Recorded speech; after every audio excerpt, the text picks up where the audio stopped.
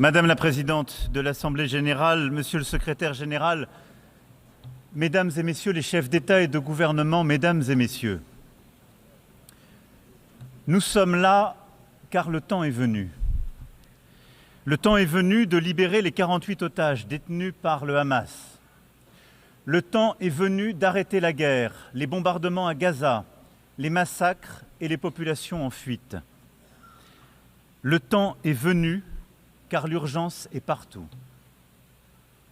Le temps de la paix est venu, car nous sommes à quelques instants de ne plus pouvoir la saisir. C'est pour cela que nous nous retrouvons aujourd'hui. Certains diront trop tard, d'autres diront trop tôt. Une chose est sûre, nous ne pouvons plus attendre. En 1947, cette Assemblée décidait du partage de la Palestine mandataire entre deux États, l'un juif et l'autre arabe, et reconnaissait ainsi le droit de chacun à l'autodétermination. La communauté internationale consacrait là l'État d'Israël, accomplissant le destin de ce peuple, enfin, après des millénaires d'errance et de persécution, et qui put fonder là une si belle démocratie. La promesse d'un État arabe, elle, reste jusqu'à ce jour inachevée. Depuis lors, c'est un long chemin d'espérance et de désespoir mêlés qu'Israéliens et Palestiniens ont parcouru chacun à leur manière. Et nous avons cheminé avec eux, chacun d'entre nous selon son histoire et selon sa sensibilité. Mais la vérité est que nous portons la responsabilité collective d'avoir failli jusqu'ici à bâtir une paix juste et durable au Proche-Orient. C'est l'évidence même qui s'est imposée à nous le 7 octobre 2023, lorsque le peuple israélien a subi la pire attaque terroriste de son histoire. 1224 hommes, femmes et enfants tués, 4834 hommes, femmes et enfants blessés, 251 hommes, femmes et enfants enlevés.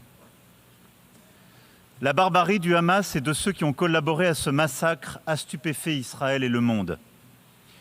Le 7 octobre est une blessure encore vive pour l'âme israélienne comme pour la conscience universelle. Nous la condamnons sans aucune nuance, car rien, jamais, nulle part, ne peut justifier de recourir au terrorisme. Nous pensons en ce jour aux victimes et à leurs familles. Nous disons notre compassion aux Israéliens et exigeons avant toute autre chose que tous les otages encore détenus par le Hamas soient libérés sans aucune condition. Nous, Français, avons rendu un hommage national à nos 51 compatriotes assassinés ce jour-là et à toutes les victimes du 7 octobre 2023. Nous ne les oublierons pas, jamais. Comme jamais, nous ne cesserons le combat existentiel contre l'antisémitisme. Français, nous savons la morsure du terrorisme.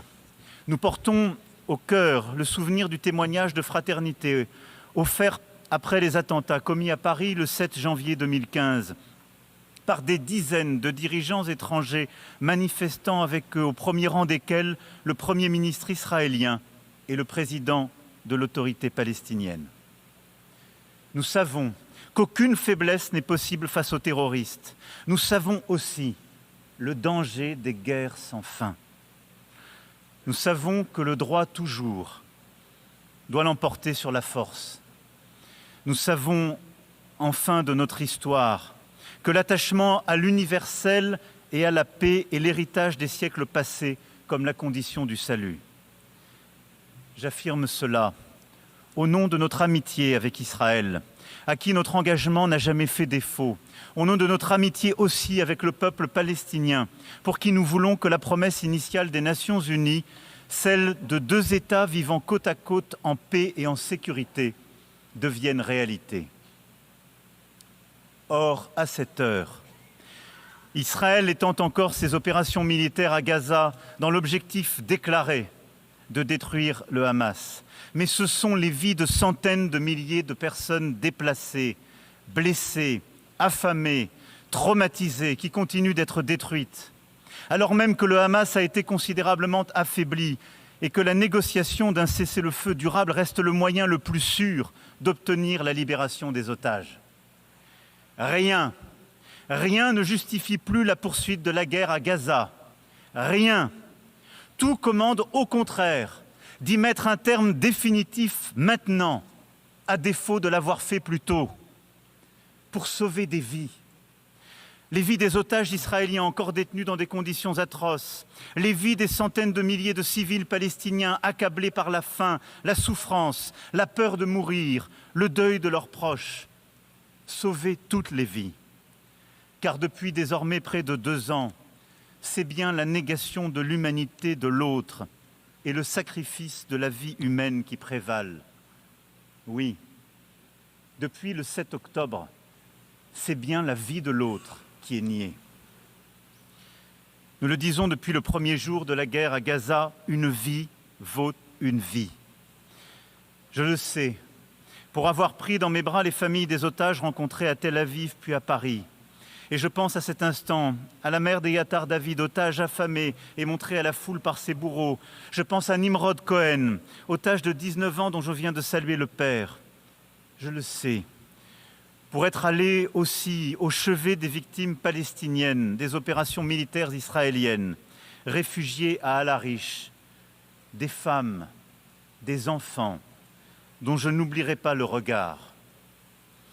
Je le sais, pour avoir rencontré des jeunes de Gaza accueillis en France, et je pense à Rita Baroud, qui aurait dû être avec nous aujourd'hui, et qui continue de témoigner de la détresse de ses proches à Gaza. Une vie vaut une vie. Et notre devoir à tous est de protéger les uns et les autres, devoir indivisible comme l'est notre humanité commune. Une solution existe pour briser le cycle de la guerre et de la destruction. C'est la reconnaissance de l'autre, de sa légitimité, de son humanité, de sa dignité. Que les uns et les autres rouvrent les yeux et voient des visages humains, là où la guerre a placé le masque de l'ennemi ou les traits d'une cible. C'est la reconnaissance qu'Israéliens et Palestiniens vivent dans une solitude jumelle, solitude des Israéliens après le cauchemar historique du 7 octobre 2023, solitude des Palestiniens à bout de force dans cette guerre sans fin.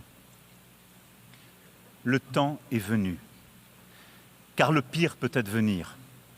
Qu'il s'agisse du sacrifice de tant d'autres civils, de l'expulsion de la population de Gaza vers l'Égypte, de l'annexion de la Cisjordanie, de la mort des otages détenus par le Hamas, ou des faits accomplis qui changent de manière irréversible la situation sur le terrain. C'est pour cela que nous devons aujourd'hui, ici même, ouvrir ce chemin de paix, car depuis juillet dernier, l'accélération des événements est terrible. Et au point où nous en sommes, il est à craindre que les accords d'Abraham ou de Camp David soient remis en cause par l'action d'Israël et que la paix devienne impossible pour longtemps au Moyen-Orient. Il pèse donc sur nous une responsabilité historique. Nous devons tout faire pour préserver la possibilité même d'une solution à 2 États, Israël et la Palestine, vivant côte à côte, en paix et en sécurité. Le temps est venu. C'est pourquoi, fidèle à l'engagement historique de mon pays au Proche-Orient, pour la paix entre le peuple israélien et le peuple palestinien, je déclare que la France reconnaît aujourd'hui l'État de Palestine.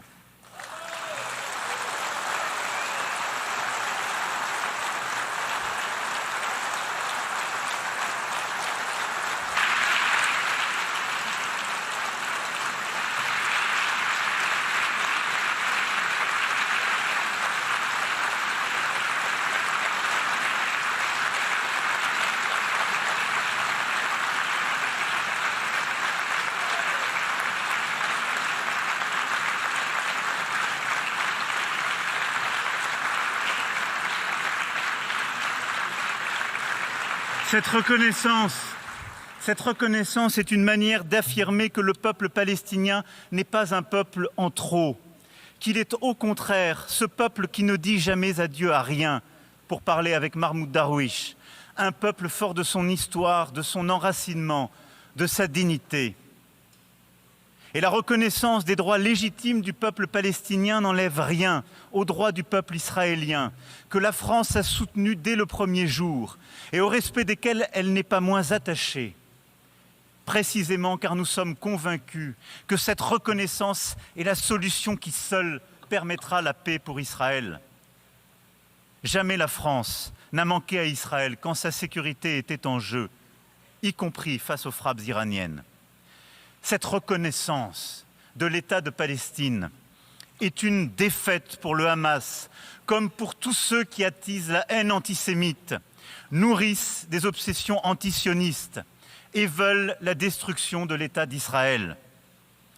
Cette reconnaissance de la France est accompagnée par celles qui seront annoncées aujourd'hui, entre autres, et je les en remercie, celles d'Andorre, de l'Australie, de la Belgique, du Canada, du Luxembourg, de Malte, de Monaco, du Portugal, du Royaume-Uni, de Saint-Marin, qui ont attendu avec nous ce moment. Et saisissant l'appel de juillet dernier, ont fait le choix de la responsabilité, de l'exigence et de la paix. Cela, après le choix fait par l'Espagne, l'Irlande, la Norvège et la Slovénie en 2024 et tant d'autres auparavant. Cette reconnaissance ouvre le chemin d'une négociation utile aux Israéliens comme aux Palestiniens. Ce chemin est celui du plan de paix et de sécurité pour tous que l'Arabie saoudite et la France ont soumis au vote de cette Assemblée qu'il a adopté à une très large majorité. Il porte notre ambition commune de briser l'engrenage de la violence et de changer la donne sur le terrain. Nous avons su faire un pas les uns vers les autres, sortir de nos postures habituelles et nous donner des objectifs concrets. Il nous appartient maintenant, ensemble, de déclencher une mécanique de paix répondant aux besoins de chacun. Le premier temps de ce plan de paix et de sécurité pour tous est celui de l'urgence absolue, celle de coupler la libération des 48 otages et la fin des opérations militaires sur tout le territoire de Gaza. Je salue les efforts du Qatar, de l'Égypte et des États-Unis pour y parvenir et demande à Israël de ne plus rien faire qui entrave leur aboutissement. Le Hamas a été vaincu sur le plan militaire par la neutralisation de ses chefs et de ses décideurs. Il doit l'être sur le plan politique pour être véritablement démantelé. Dès lors que le cessez-le-feu aura été agréé, c'est un effort massif que nous devrons produire collectivement pour porter secours à la population de Gaza. Et je remercie l'Égypte et la Jordanie de leur engagement ici et rappelle à Israël l'obligation absolue qui est la sienne de faciliter l'accès humanitaire à Gaza pour aider une population aujourd'hui démunie de tout. Le deuxième temps est celui de la stabilisation et de la reconstruction à Gaza. Une administration de transition intégrant l'autorité palestinienne, la jeunesse palestinienne, accompagnée de forces de sécurité dont nous accélérerons la formation, aura le monopole de la sécurité à Gaza. Elle mettra en œuvre le démantèlement et le désarmement du Hamas, avec le soutien des partenaires internationaux et les moyens qui seront nécessaires à cette mission difficile. La France est prête à contribuer à une mission internationale de stabilisation et à soutenir, avec ses partenaires européens, la formation et l'équipement des forces de sécurité palestiniennes. Dès lors que la négociation le permettra, le Conseil de sécurité pourra décider le déploiement d'une mission de soutien civil et sécuritaire en liaison avec les autorités palestiniennes, avec le consentement des autorités israéliennes. Il reviendra aussi à l'État de Palestine de rendre espoir à sa population éprouvée par des années de violence, d'occupation, mais aussi de division et d'incurie. Il lui reviendra donc d'offrir à son peuple un cadre d'expression démocratique renouvelé et sécurisé. Le président Mahmoud Abbas en a pris l'engagement auprès du prince Mohammed Ben Salman et de moi-même. Il a condamné avec force les attaques terroristes du 7 octobre 2023. Il a affirmé son soutien au désarmement du Hamas et s'est engagé à l'exclure de la gouvernance à venir de Gaza comme de l'ensemble du territoire palestinien. Il a affirmé son engagement à lutter contre les discours de haine et a promis une rénovation en profondeur de la gouvernance palestinienne. La France sera attentive à la pleine mise en œuvre de chacun des engagements pris auprès d'elle. Cette autorité palestinienne renouvelée est une condition nécessaire à la réussite de l'indispensable négociation qu'il faudra reprendre pour parvenir à un accord sur chacune des questions relatives au statut final. C'est dans ce cadre aussi que je pourrais décider d'établir une ambassade auprès de l'État de Palestine dès lors que tous les otages détenus à Gaza auront été libérés et qu'un cessez-le-feu aura été établi. L'exigence de la France à l'égard d'Israël ne sera pas moins grande. Avec ses partenaires européens, elle indexera le niveau de sa coopération avec lui sur les dispositions qu'il prendra pour mettre fin à la guerre et négocier la paix. C'est bien grâce à ce chemin que nous obtiendrons un État de Palestine souverain, indépendant et démilitarisé, regroupant l'ensemble de ses territoires, reconnaissant Israël et étant reconnu par Israël, dans une région qui connaîtra enfin la paix. J'attends aussi de nos partenaires arabes et musulmans, qui ne l'ont pas encore fait, qu'ils tiennent leur engagement de reconnaître l'État d'Israël et d'avoir avec lui des relations normales dès lors que l'État de Palestine aura été établi. Ainsi ferons-nous ensemble la démonstration d'une double reconnaissance au bénéfice de la paix et de la sécurité de tous au Proche-Orient. Voici, mesdames et messieurs, quel est notre plan de paix. Il établit un engrenage exigeant pour sortir de la guerre et entrer dans une phase décisive de négociation. Il permet que la paix israélo-palestinienne soit le premier pilier d'une nouvelle architecture de paix et de sécurité au Proche et Moyen-Orient. Il crédibilise aussi la possibilité d'une plus grande intégration économique. Rien ne sera possible sans que les autorités israéliennes s'approprient pleinement notre ambition renouvelée de parvenir enfin à la solution des deux États. Je sais leur réticence et leurs craintes. J'entends avec beaucoup de respect le peuple israélien, sa tristesse et sa fatigue. Et je veux croire que les autorités israéliennes l'entendront également et sauront s'engager à leur tour. Je sais que le peuple israélien et ses dirigeants peuvent en avoir la force. Je me souviens du jeune homme que j'étais, apprenant l'assassinat terrible d'Yitzhak Rabin, il y a près de 30 ans, tué pour avoir voulu la paix.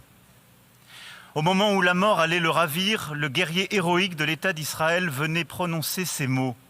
« J'ai fait la guerre aussi longtemps qu'il n'y avait aucune chance de faire la paix. » Cette chance existe, là, aujourd'hui. 142 États proposent cette paix, main tendue, prête à être serrée. Alors oui, le temps est venu d'arrêter la guerre à Gaza, les massacres, la mort, tout de suite. L'urgence nous le commande. Le temps est venu pour Israël de vivre en paix et en sécurité, de la Galilée à la mer Rouge, par la mer Morte, par le lac de Tibériade et par Jérusalem. Le temps est venu de ne plus discuter nulle part l'existence d'un État d'Israël et d'en faire une évidence.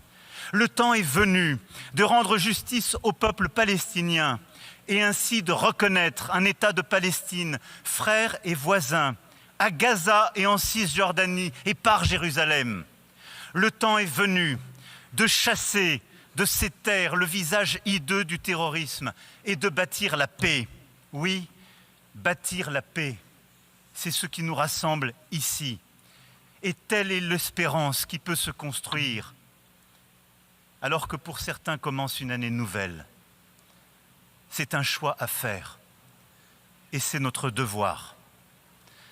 La paix est beaucoup plus exigeante, beaucoup plus difficile que toutes les guerres. Mais le temps est venu.